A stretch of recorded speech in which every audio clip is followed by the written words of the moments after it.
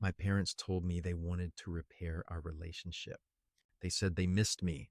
They said families should not stay broken forever.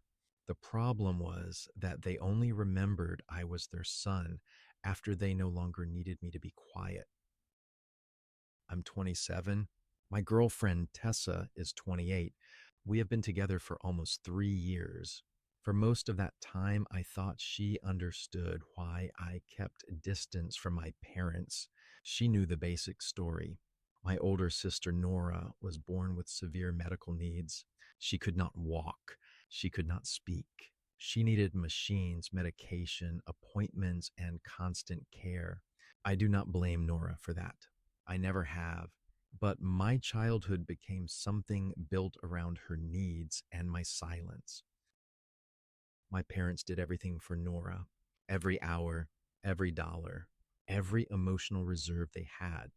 They refused outside help because they said nobody could care for her properly. So instead of hiring respite care or accepting support, they gave up everything, including me. When I was little, I mostly stayed with my grandparents. They packed my lunches, came to school events, took me to the dentist, remembered my birthdays. My parents would say, "We'll make it up to you," but later never came. There was always another emergency, another night where Nora needed them more. I learned early not to ask for much. If I needed help with homework, I was told to wait. If I wanted one of them at a school event, I was told to understand. If I got upset, I was selfish. When I was 13, my teacher asked for one of my parents to attend a conference. My father said no before I finished the sentence. My mother said, "Can you not make things harder right now?" That sentence basically raised me. Can you not make things harder right now? So I stopped. I stopped asking, stopped expecting, stopped believing promises. My grandparents filled the space my parents left. And over time, they became my real home. When I turned 18, I moved out on my birthday. No party, no big scene. My grandfather helped me carry 2 bags to his car. My grandmother cried quietly in the kitchen. My parents were too busy with Nora's medication schedule to notice until later that evening. That sounds like an exaggeration. It is not.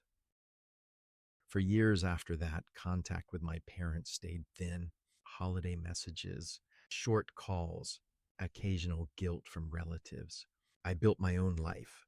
I trained as an electrician, started working for a small contractor, got my own apartment, met Dessa. For the first time, I felt like someone chose me without needing me to be useful first. Tessa was affectionate, intense, and anxious in a way I understood at first. She had been hurt before. She needed reassurance. She needed consistency. She liked to know where she stood. I was good at that. Too good, probably, because I had spent my whole childhood learning to regulate other people so they would not fall apart. If Tessa got quiet, I checked in. If she spiraled, I talked her down. If she thought I was pulling away, I reassured her. If I needed space, I explained it so carefully that it barely felt like space by the time I finished apologizing for needing it. Then my parents called. Nora had been moved into a long term care facility, a good one, apparently. Specialized staff, around the clock support, therapy programs, everything they had refused for decades. My mother cried on the phone and said, "We finally have room to breathe." Then she said, "We want to be part of your life again." I did not know what to say. Part of me felt nothing. Part of me felt angry. Part of me felt like a child again, waiting to be chosen and hating myself for still wanting it. A week later, my parents invited me to dinner. I went because Tessa encouraged me. She said, "Maybe this is them trying." I said, "They are trying now because they finally have time." She said, "Isn't that still something?" I did not answer because I did not know. Dinner was uncomfortable. My parents were polite, too polite, like distant relatives trying to avoid a sensitive topic. My mother asked about my job. My father asked about my apartment. They both said they were proud. I wanted that to feel good. Instead, it felt late. Then my mother said, "We know we weren't perfect." I put my fork down. I said, "Not perfect is forgetting a birthday. You missed most of my childhood." She started crying. My father said, "That's not fair." I said, "What part?" He said, "We were dealing with an impossible situation." I said, "So was I. I was just a child when it started." That was the first real argument. My mother said they did their best. I said their best still left me alone. My father said I sounded resentful. I said, "I am."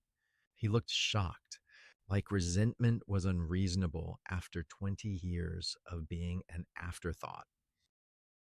When I told Tessa about it, she was sympathetic at first. Then she slowly started pushing me to keep trying. She said, "They are reaching out. That has to mean something." I said, "It means they are lonely now." She said, "Maybe they are sorry." I said, "Then they can say that." They did not. That became the pattern. They wanted dinners, visits, phone calls, photos with me, holiday plans. What they did not want was accountability. Anytime I brought up the past, my mother cried and my father got defensive.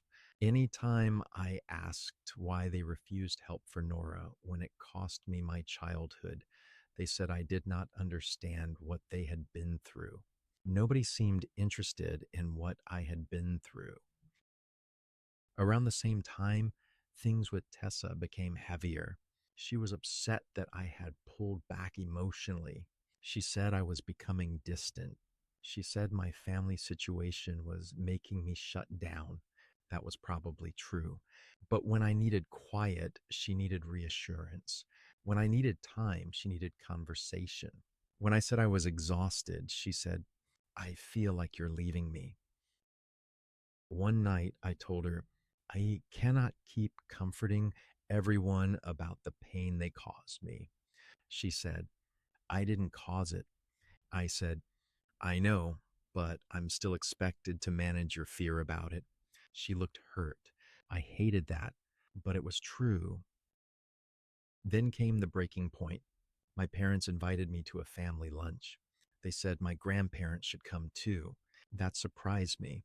My grandparents had always been polite about my parents, but there was history there, real history. They were the ones who raised me when my parents did not.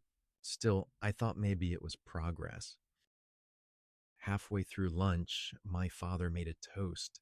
He said he was grateful that the family could finally heal. Then he said, "We all made sacrifices for Nora." I felt my stomach tighten.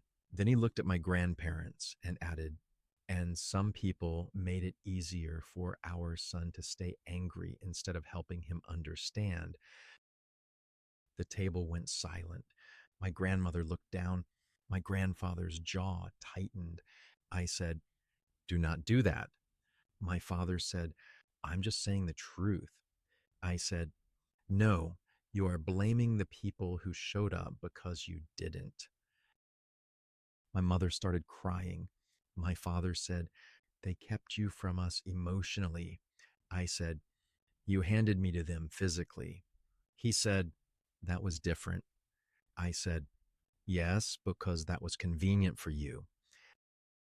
Tessa touched my arm under the table, a warning, a quiet request to calm down.